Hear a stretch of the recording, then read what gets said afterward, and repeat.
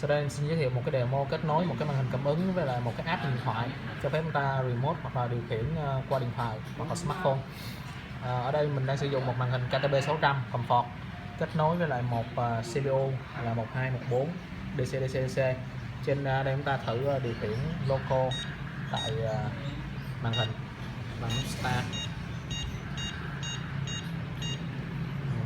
Trên điện thoại của mình thì có một phần mềm đó là Smart Slide Online, cho phép chúng ta remote màn hình cảm ứng này qua hệ thống mạng.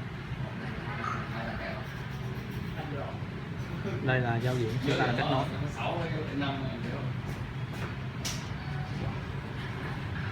Tôi nhấn đây là giao diện trên điện thoại. Chúng ta thử điều khiển.